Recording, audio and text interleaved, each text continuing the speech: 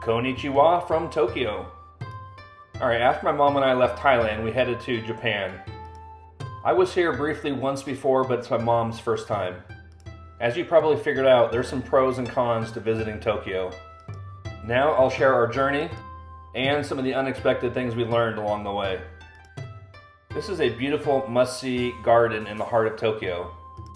And our timing for being here was absolutely perfect.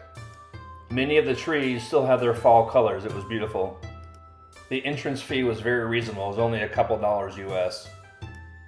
My mom and I spent about 90 minutes walking around. If you ignore the buildings in the distance, it's hard to believe you're in the heart of Tokyo.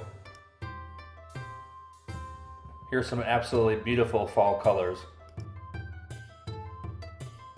The garden is situated around a central pond, and then there's this walking path that goes around the entire property. You can just sit, relax, chill, and there's also a few tea houses where you can have some tea and enjoy the view. It's a great place to unwind, relax, and enjoy nature. Now we're ready for a completely different vibe, and we're headed to Shibuya. One thing you need to prepare for is the very complicated subway and train system. My first tip is to get a IC rechargeable smart card. You can get these at any ticket machine or customer service counter. This is actually the preferred payment for using the transit system. You can avoid looking for cash, and I found out the hard way that many credit cards aren't accepted in some of the machines. So with the IC card, you just tap and go. Alright, this place is Standing Sushi near Shibuya Crossing. Despite the casual nature of this place, the food is really, really good. It's some of the best sushi I've had. The Imperial Palace is definitely worth visiting, but just be warned, the grounds are huge and it's a lot of walking. If you want to walk around the entire thing to see the gardens and everything else, I'm guessing it's probably 6 kilometers or over 3 miles.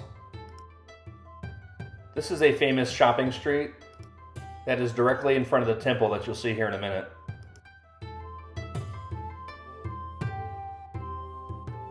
Here's an iced latte with mochi, very good but also very sugary. This is a must-see sight when you're in Tokyo. It's actually Tokyo's oldest temple, and admission is free. This here is used to purify your body before you go into the temple. Here I am getting purified.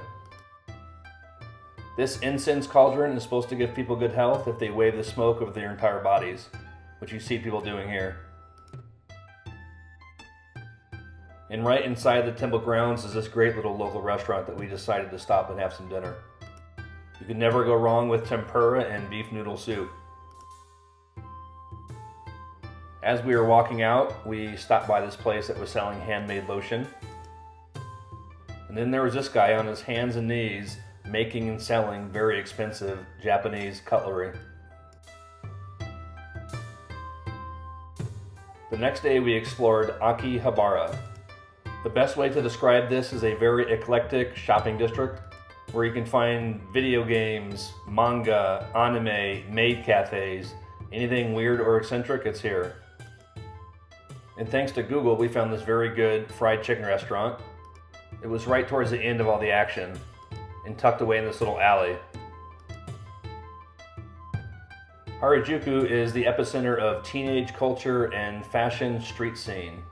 Alright, right across from this building here was a really good yakiniku place, which is basically Japanese barbecue. For around $30 US per person, you have great barbecue and you're treated to an incredible view of Harajuku and all the mobs of people down below. We didn't eat here at this lobster place, but it's a very famous quote-unquote fast food lobster restaurant.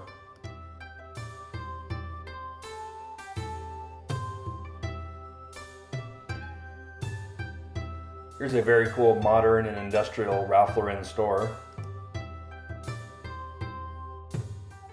These here are typical teenage Harajuku girls.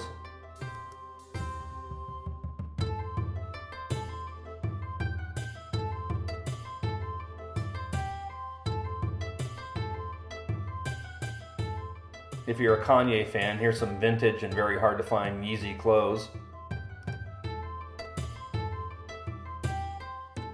Alright, I'm not exactly sure what this is, but there's probably 1,000 people in this line, 95% women.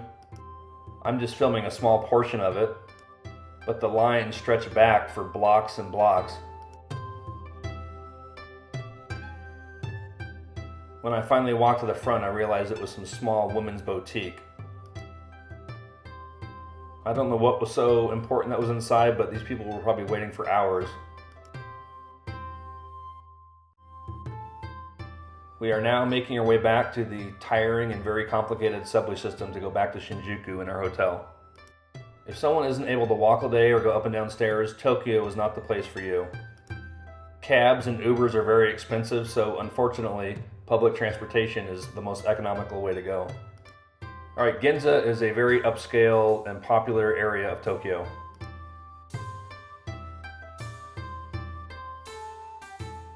I didn't know this existed, but apparently Gucci has its own little restaurant.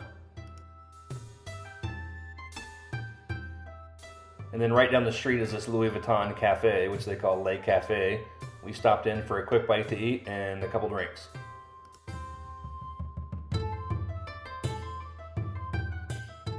When you come to a place like this, you know food and drinks aren't going to be cheap, but they weren't crazy expensive either.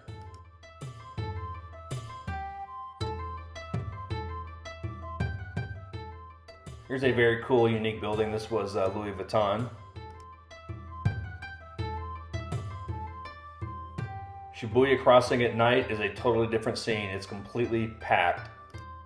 Alright, for the next 45 seconds, I'm going to do a quick rapid fire on the other things that surprised me about Tokyo. When you get into a cab or taxi, they require you to wear a seatbelt. Japan is a no-tipping culture. With that said, if you do give someone something, they really appreciate it. You'll notice when you're walking around, it's often very hard to find a trash can. Google the reason why, it's pretty interesting. English isn't widely spoken, so plan ahead. If you're taking the bullet train or Shinkansen and you have large or heavy luggage, you need to pay extra for that. But last and probably most important, download the app Rome to Rio. It's a lifesaver and it will help you navigate the complex transit system.